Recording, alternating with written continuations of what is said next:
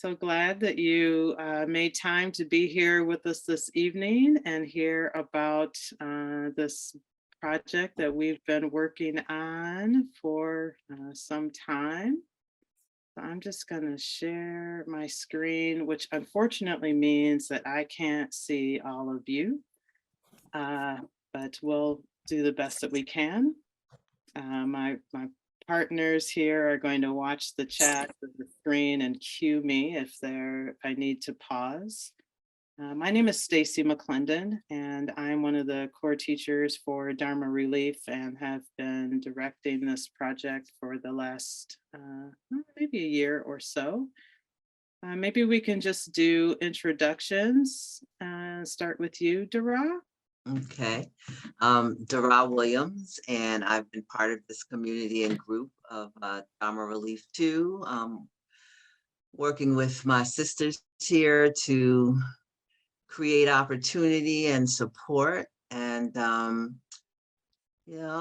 teach around. I'm in the Vipassana Insight lineage, and I know a few of you. It's just so wonderful to have you all show up, seeking information. And I'm Myokei Barrett. I'm from the Nichiren Shu tradition, and I've been engaged with this project. Yes, kind of since the beginning, right? I think. So we're all very happy that we're launching and able to talk to you this evening. Good evening, community. My name is Marisela Gomez.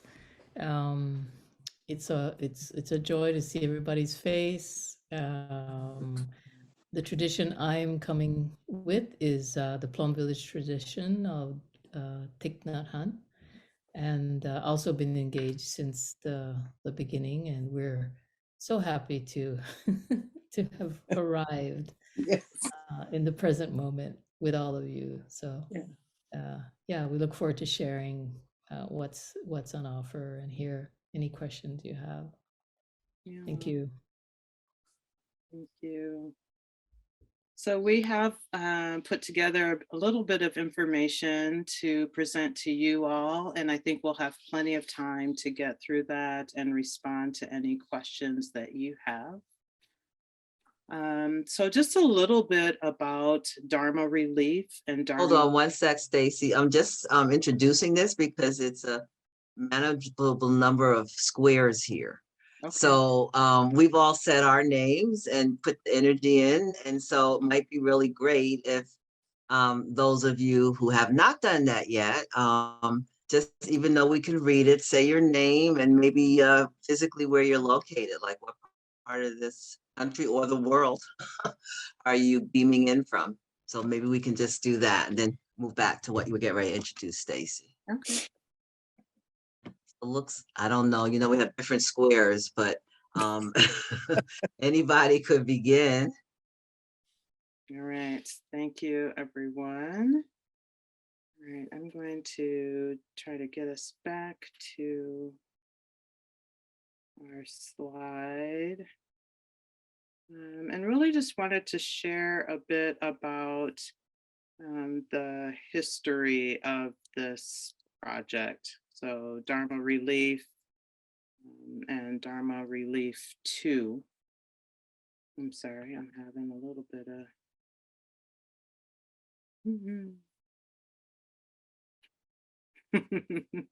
technical. I don't know. I'm afraid if I push share, it's going to show something that maybe shouldn't be shared. So I'll just, I will just talk. Okay, there we go. Share. And I can go to, there we go. I think I'm sharing.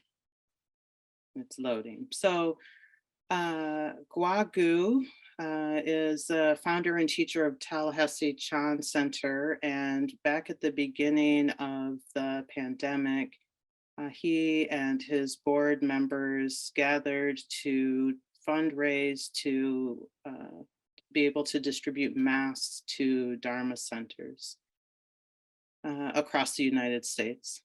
And that project was wildly successful. That was called Dharma Relief. And Gwagu was deeply inspired to continue to work with Dharma teachers to impact lay teachers and practitioners across the United States in their daily lives. And then there was the horrific murder of George Floyd.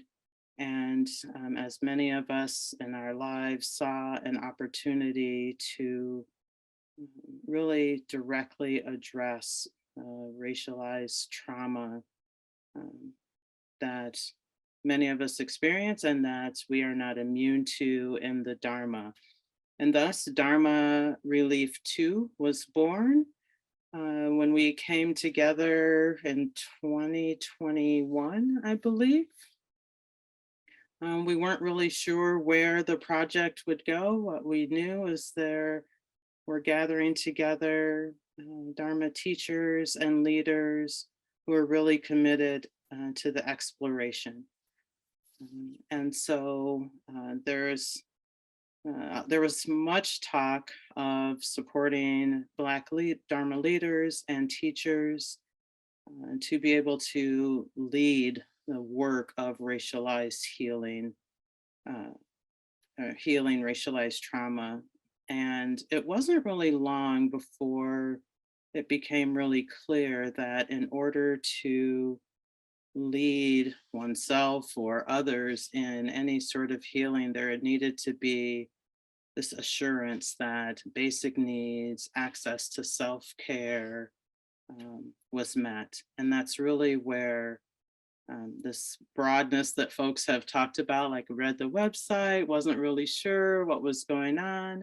I was really born of this confidence and trust in us as leaders and teachers to identify what's needed to support us on this path. Yeah, maybe I'll stop there. And we'll talk a little bit just about the logistics of the Dharma Relief Program. Some of this information is on the website, but we'll offer a bit more frame to it. And like I said, there will be plenty of time at the end for us to respond to any questions that you might have.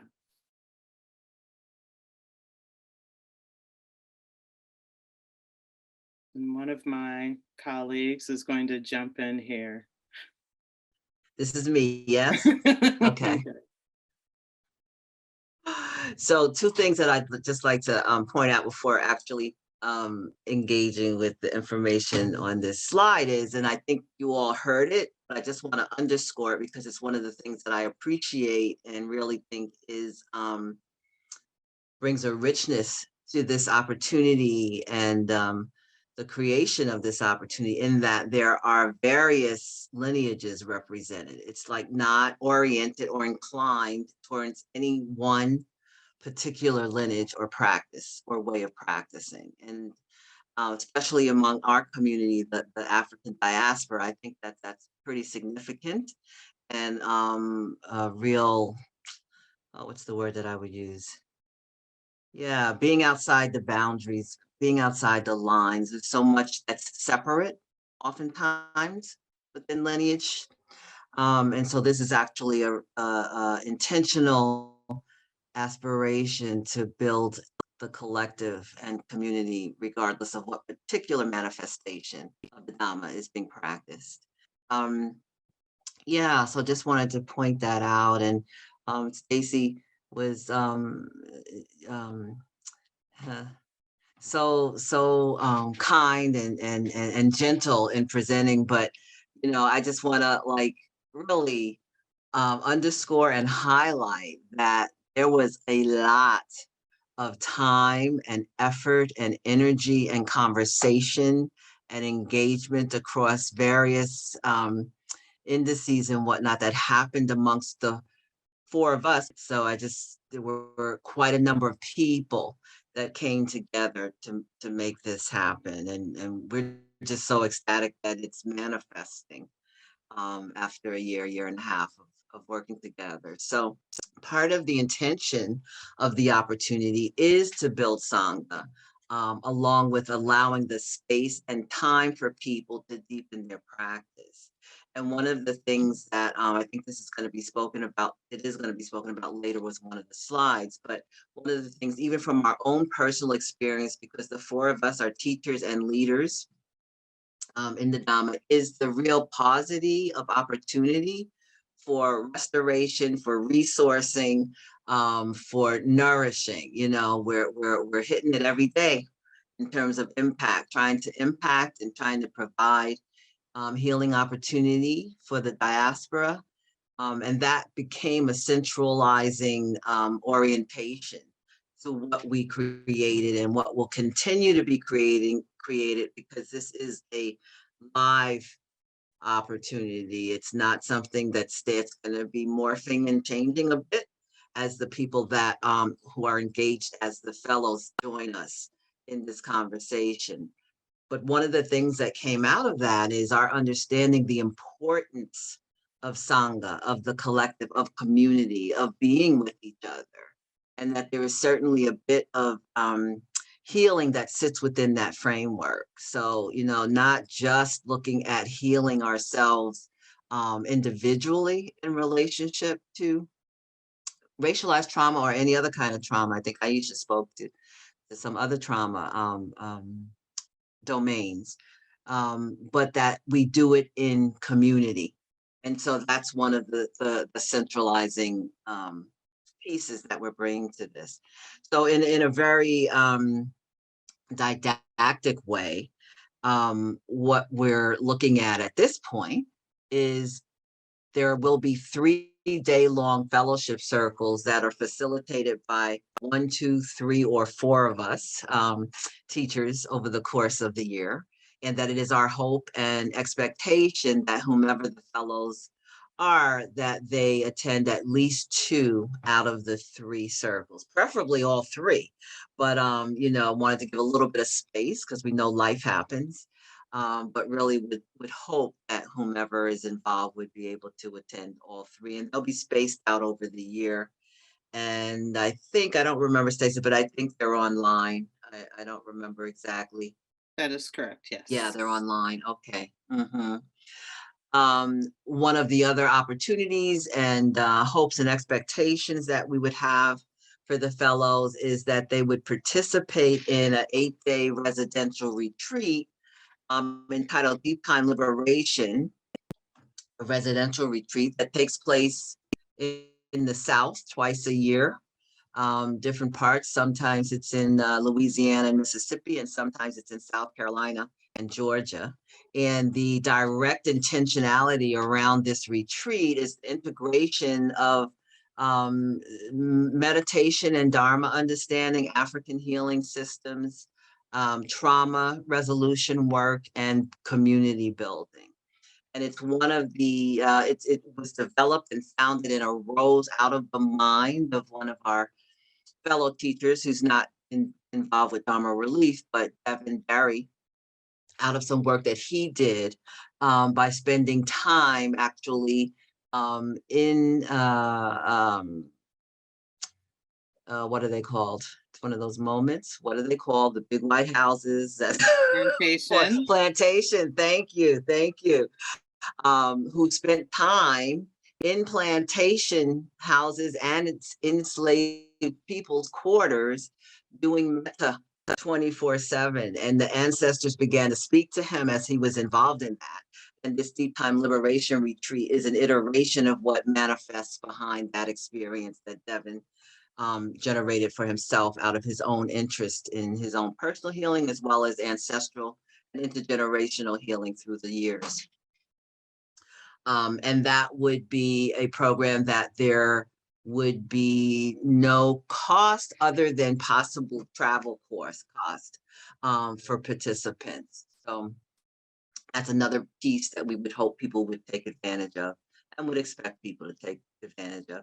And then lastly, that at the end of the program, the fellowship, that there be feedback about how it was for the fellows, what they learned, what they saw, what they are, the takeaway is, what they may plan to do as a result of participating in the fellowship program, like that. And any of the rest of you, when it comes around to your time, if you want to add anything about that, please do. Also, as an elective, it's not necessarily mandatory, but both BCBS and Cambridge Insight Meditation Center, both of them in Massachusetts, Cambridge, of course, being in Cambridge, and BCBS being in Bar, or Barry, as some people pronounce it, are being very generous in offering programming specifically created, designed, and supporting the fellows. So there's that in terms of and that's kind of like the real juice of the time commitment, but that will be expanded on, but that's really the core time commitment. I think there's another slide, right, that I'm talking about. I don't know. No, I think you're, no. Okay. All right. So I'll say these were my things. So I'll just put them in there. No, that's not it. So maybe there's something else. But just wanted to come back around, circle back around, and to highlight that Dharma Relief 2 was specifically designed like from the ground up. Like we didn't go back like there's already some program and now we're going to do something with Black folk. No, this was designed around doing something with Black folk. So it's in the cellular core of what's being offered and what we hope will be beneficial for the fellows that participate. So designed to offer support to Black Dharma teachers and leaders, and also to really support increasing the presence and longevity of Black Dharma teachers and leaders, both for their own individual ability to stay the course, but as well as being able to stay within community and bring the awareness and the knowledge and the learning and the teaching and the wisdom. Yeah, we can burn ourselves out. I mean, I think I'm preaching to the choir. I can only imagine in terms of those of you that showed up. It's just by the fact that you showed up, you all are doers.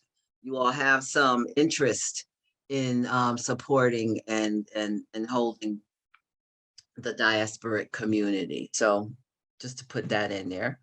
Yeah, and also as a just as important, providing opportunity for deepening one's own individual practice. You know, that's not something that gets supported a lot. We make a way, but it's not supported a lot. So really wanting to create the conditions where people could do that, I don't know, 6-month retreat or a month-long retreat or year-long retreat or whatever. I don't know. It'll be different things for different people. But to make that a reality as opposed to a dream that I'll get to in maybe 5 years or 10 years when I can clear the decks and have the money at the same time. So that's one of the things that we also are hoping that a few of the fellows will be interested in. Yeah, and then also just to remember that these gatherings and these coming together and this creation of community are all contexted within providing a sacred space that promotes connectedness, and that we are engaged in exploring the impact of racialized trauma. You know, no matter how, and I'm a therapist also, and I do a lot of trauma work around racialized trauma and whatnot. And it gets on you, it gets in you, it's all over you, it's intergenerational, it's multi-generational. And so often we don't really have the opportunity to stop and pause and really turn towards that suffering, and whether it be subtle or large. So that's another opportunity we're hoping is available through DR2. So those are some words that I'd offer you in terms of what we're thinking. And I think we're going to do Q&R at the end, right? Yeah, okay. Yeah, so there you go. I don't know who's following me.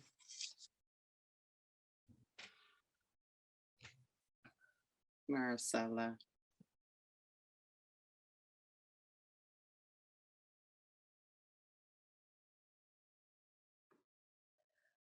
Okay.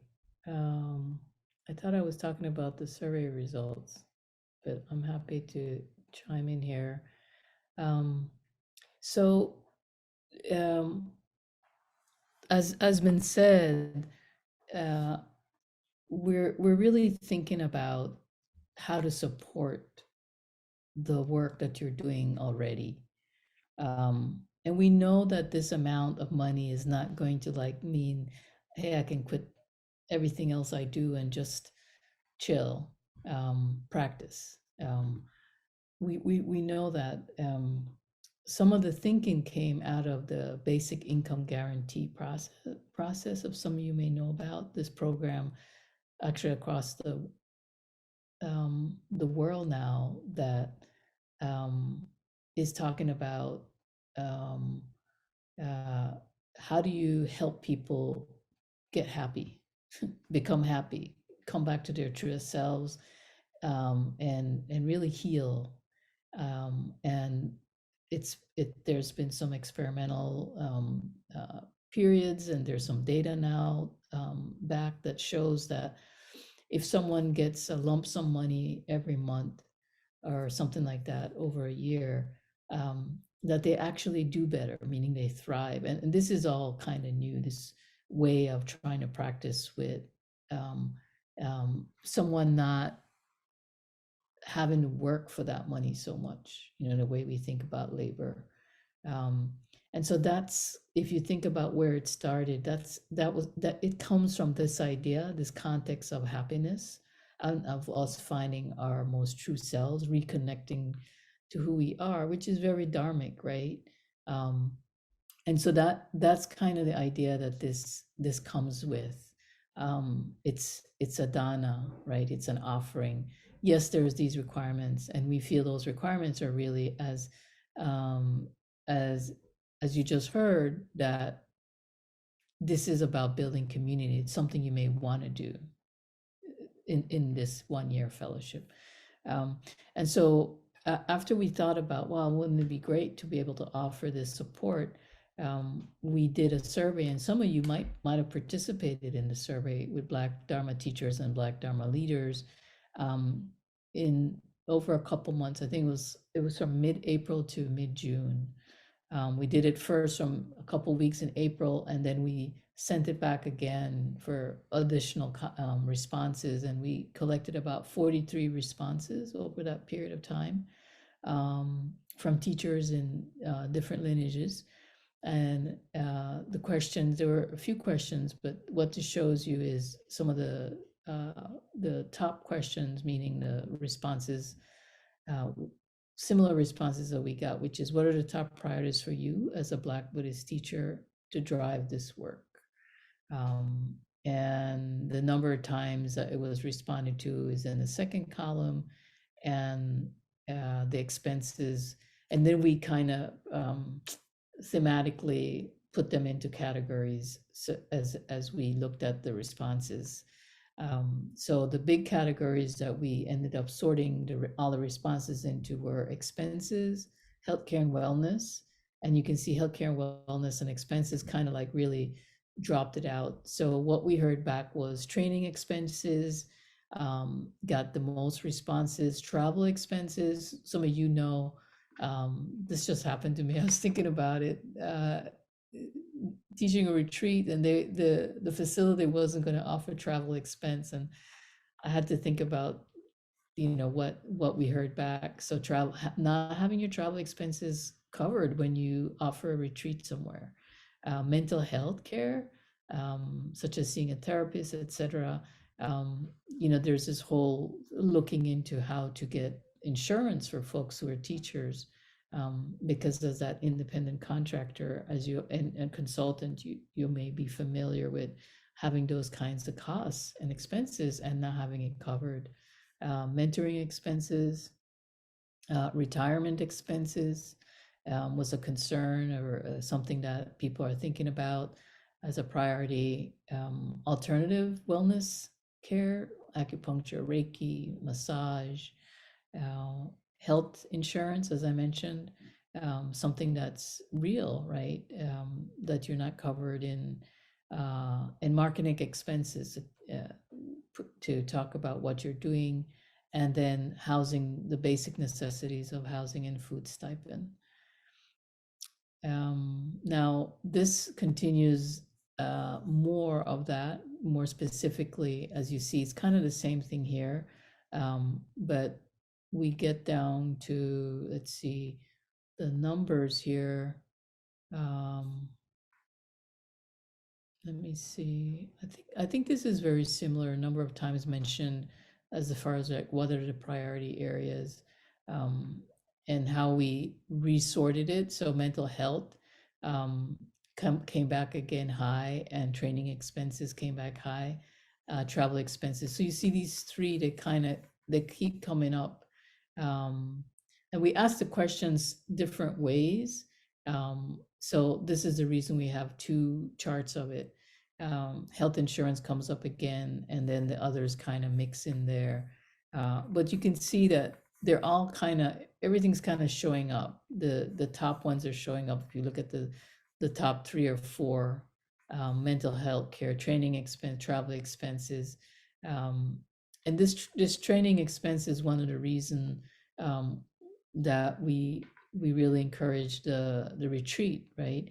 Going to retreats and being in community with other Black folks where we could really settle in and have culturally specific resources for ourselves. Instead of always teaching, always resourcing, we really need to be resourced ourselves. And so being able to just go to a retreat and just sit back and be part of that, and just let the Dharma, just let it rain down into us, right?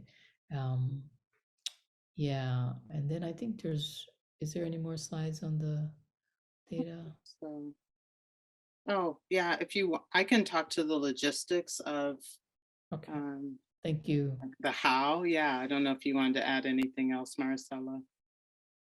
No, I think that's it. I think what you saw is really the same things are coming up, hence the idea of how do we offer some dana to support these things without telling you what it needs to do. It needs to go do that.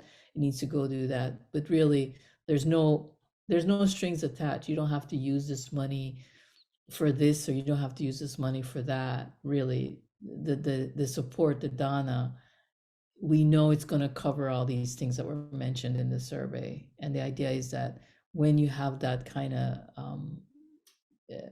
fall back, what happens? What else can you spend time doing with yourself to rediscover what makes you happy again?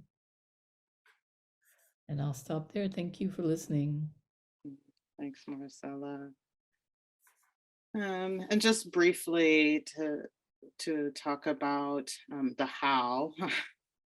Our intention is that Dana, this offering will be made on monthly, starting in the fall after the 5 fellows are announced by way of direct deposit. And so then you would receive a 1099, and Dharma Relief is a nonprofit organization. And so I believe that 1099 would come from Dharma Relief.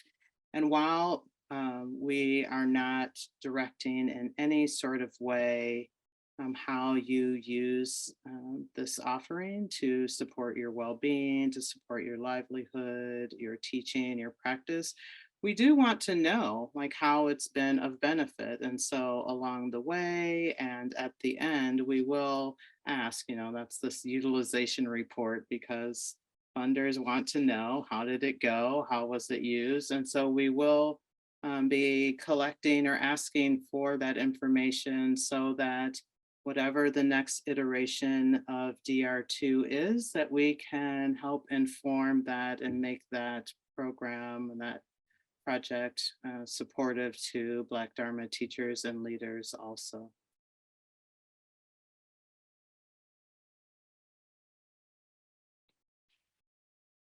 Oh, I think this is me also. So this is also information that's available on the website. So we just went live with our website last week, and a really quick turnaround for this information section. So for a couple of more weeks. We'll allow for this information about this resource to circulate. And so then applications will be available. It's an online application process on the website starting April 10th. And it will be open through the end of April, so 20 days. And we'll take the month of May. This group that you see here, Myokei, Marisela, DaRa, and myself, to review applications. And we'll consider applications that are complete in their entirety. So there is an ask for references. And so I know sometimes it can be challenging to get your references to respond in a timely manner. So you might already be thinking about folks and who you might want to invite to speak on your behalf, and knowing that there is this time sensitive frame. And then we'll conduct conferences. So there'll be, we're asking that you're available to conduct a Zoom conversation with one or more of the teachers here for yourself and for your reference also. We will give references the option of either writing their reference or having a conversation with one of us. So that's something that you can share with them. They have the option of responding to the same questions just in Zoom format. So if that's appealing or a time saver for a teacher or mentor, that's certainly a consideration that we're happy to extend, just knowing how busy people are. In late summer, we hope to select and announce fellows, and then early fall, we'll receive the first DANA offering, and then October will be the first fellowship circle, and those dates are set. So please know that we hope that we expect that you'll be joining 2 of those 3 fellowship circles, so you can really look at your calendar now and to know if that's really feasible for you. The Deep Time Liberation Retreat, we expect will be in the spring of 2024, probably May. Historically, it's happened, I think, May, September. And so that's just the timeline. And this is Myokei.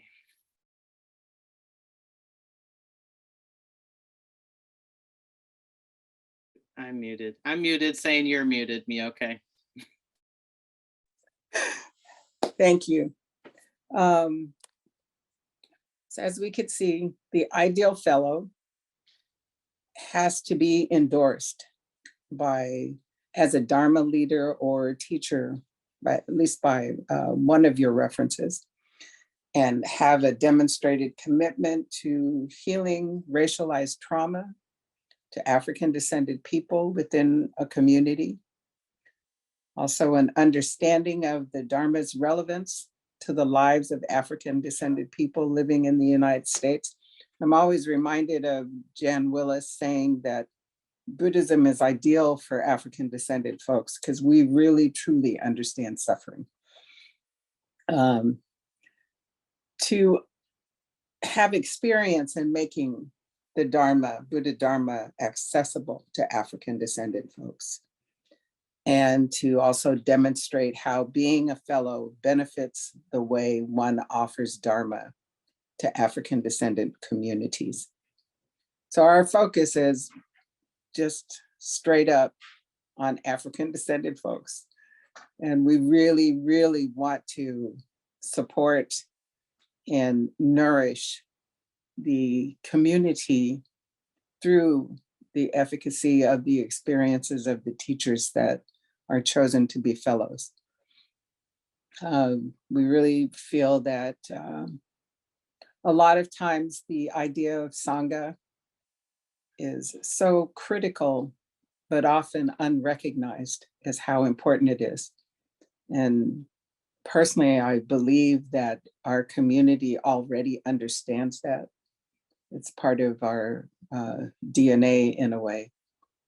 And so to really be able to support that in the context of the three treasures of Buddhism, I think is very important. And hopefully this will be a concrete example of how it can be done successfully. Thank you.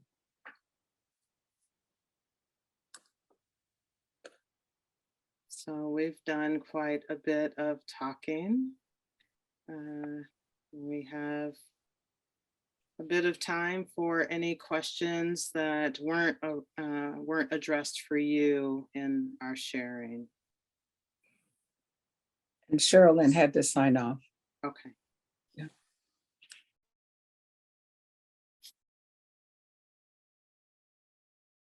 We did it. We answered all the questions just like that. Oh, Eric, okay.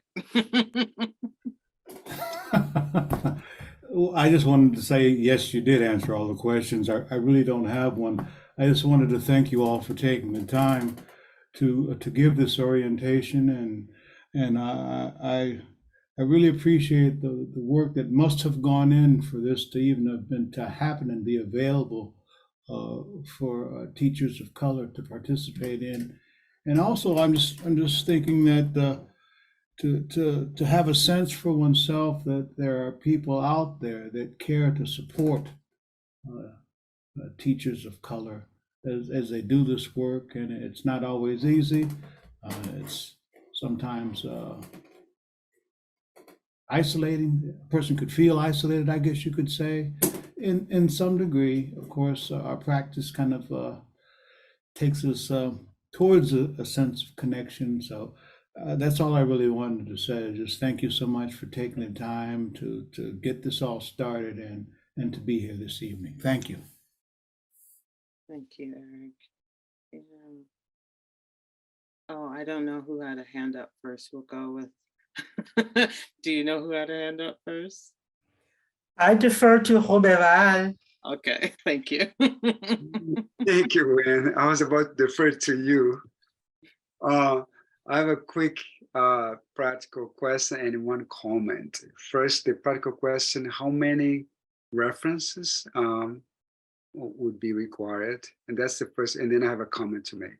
Yeah, the application asks for 2 to 3 references. The only thing I want to say is thank you.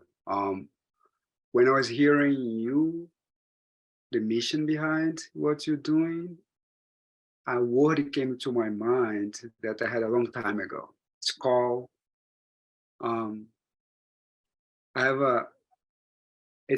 if you have heard of the education gap is the difference, folks who have a lot of resources, how much they're ahead of people of color. It's the enlightenment gap, the work that we're doing. It's fixing the enlightenment gap because resources allows folks in European countries, North America, and other places to be ahead of folks do not have a resource. So came to my mind that word, and so important what you're doing. So yeah, so thanks so much. I just want to say thank you. This idea is what allows folks like us to have a chance to practice. So thanks so much. Yeah. Thank you.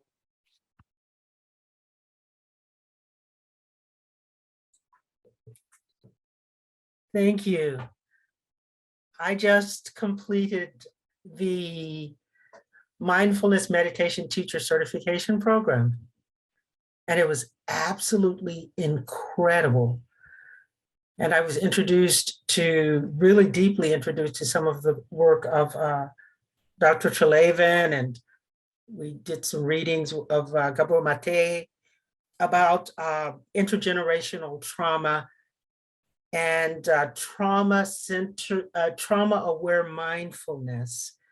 And my entire body reverberated when we got to that section, which was carefully introduced because it didn't happen until the beginning of the second year of the training itself. So there was a bit of safety there.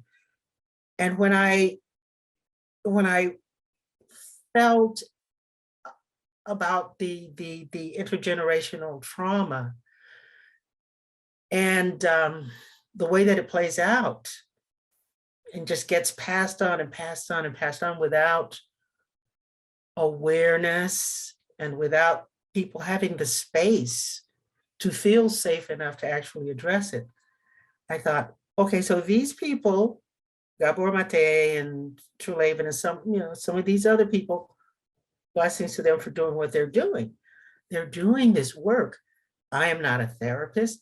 I don't plan on becoming a therapist. Yet I know that this is just absolutely germane, and it just reverberates throughout the world, the fact that this healing needs to happen. And I was thinking, how can I really gently and lovingly address and share and hold a container for this? And then here you are doing this. It is so powerful and it's so beautiful.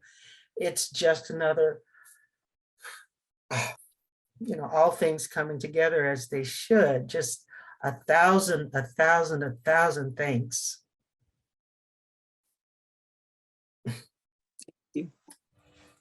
Lauren? Thank you so much. My question is more of a heads up because I'll send it in email form to you, Stacy, which is that I have recently transferred from the dual degree, which was an MDiv and a social work degree at the same time, which it turned out was a lot, to just focus on my MDiv and leave the social work for another time. And that freed me up for field ed that was supposed to go through social work that now can go through union. And the field ed is really wide open as far as long as I'm in exploration around the things that my degree involves, it really can be almost anything. And so I saw your program and the fact that it's developing, and I wonder if you could use some support from a student who is earning credit and would be happy to help in any kind of way. So just planting that seed, if there's an extra set of hands needed and I can get credit and you can have hands and we can support and grow this, I would love to co-create that. But I'll email you so we don't take other folks' time and see if that's something that's interesting. So thank you again for this work regardless. Thank you for your generous offer, Lauren Kelly. Seeds always welcome. No.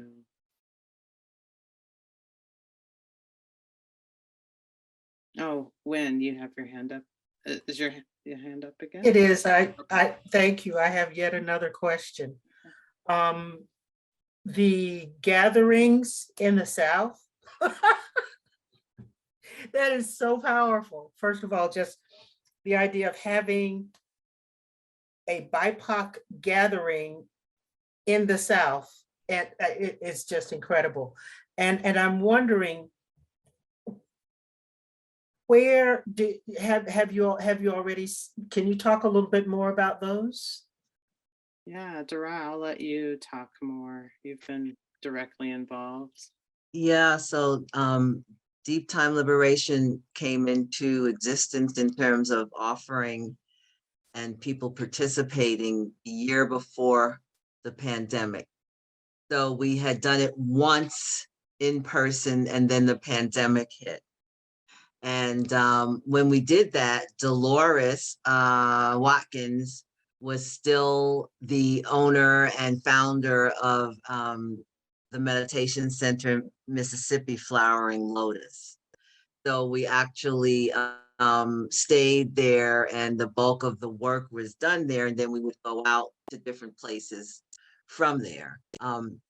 Then because of the pandemic, we ended up doing it twice online, which actually was just as impactful, but in a different way. We were pleasantly surprised that we could still have the impact and still have the transformation happen within the context of being online. And then this past year, 2022, we went back in person and had it in South Carolina and Georgia. And myself, I'm one of the facilitators for that training. as well as you heard Devin's name mentioned, and then Noliwe Alexander and Noli's wife Rosetta. And we each bring, a piece to it. And yeah, we went for a fact finding. So we ended up doing the first one in New Orleans and Mississippi, because there's a plantation in Mississippi that is reflective of enslavement time from the perspective of the enslaved person. So it's not a plantation that's all like has all the pretty china on the table and like all that kind of thing, but it really is being curated and maintained as a experience that's out of the experience of enslaved people. So that's why we chose that area in conjunction with Dolores having a retreat center. I think it was at that time, it was the only retreat center in the United States owned and founded by a Black woman, I believe. Since then, Dolores has sold it, and I can't remember, actually we're going there, I'll be there in 3 weeks in May. We're going there for the first time since she sold it, but the community, the group that she sold it to is another group of Black folk whose intention is reparation. So they're very excited to have us come there, and we're excited to go there and to see what they're really about. And then of course we chose Georgia and South Carolina, with that being one of the main entry points for people who were enslaved for the whole country. Like we came in through those doors, through that shore, and then were parsed out across the rest of the country. And so there's a deep historic, so in a way it's like, I didn't think of this until now, and I'm actually gonna, in addition to the healing of that history ourselves, it's also about the healing of the land, right? Okay, and so it's really made of components from our culture, like there's music, there's drumming, there's meditating, there's Brahma Viharas. There's it's really a very unique opportunity and it's experiential. It's not, we do some educating and some cognitive work, but it's really around the body and experience and creating community. Yeah, so did that kind of answer your question? Okay.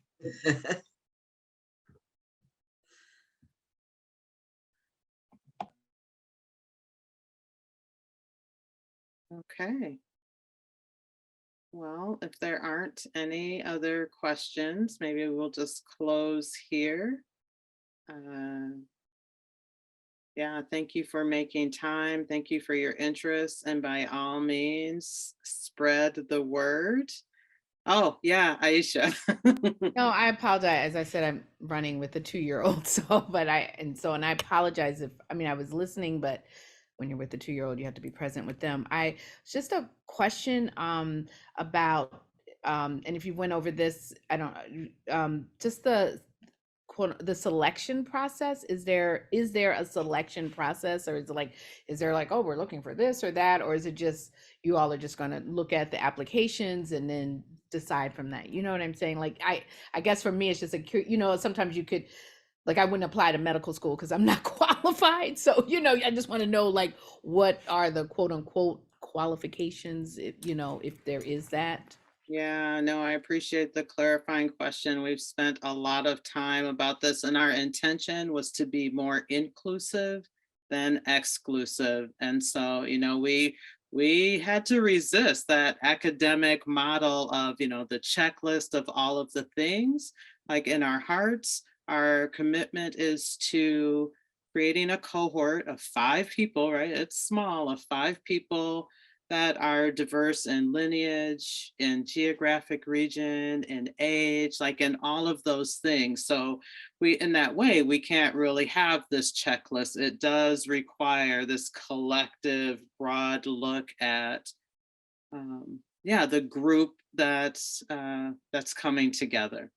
So, you know, on one hand, I'm like, well, we don't have a whole lot of specifics. But you do have some idea of the tenor of the intention that we are hoping to set in motion. So, you know, like Marisela said, and Myokei has said, and DaRa, that there's no absolute, you have to do this or you have to be doing this. You have to be recognized as a Dharma teacher or leader by someone, and be able to share, to articulate how this resource is going to support you, how it's going to buoy you in continuing to do your work as a teacher, as a practitioner.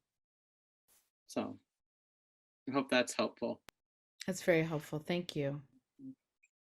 Any of my colleagues want to add anything to that or closing remarks? You got it. All right, thank you again for joining us. This information session will be recorded. If there was something that you forgot or you want to come back to, it will be posted to the website for your review. I mean, I think we'll figure out how to get the slide deck there as well, which has a little bit more information, at least for a couple of things. My contact information is on the website, and you can reach out with questions or comments. I look forward to hearing more from you between April 10th and April 30th. Yeah, thank you, everyone. Take good care.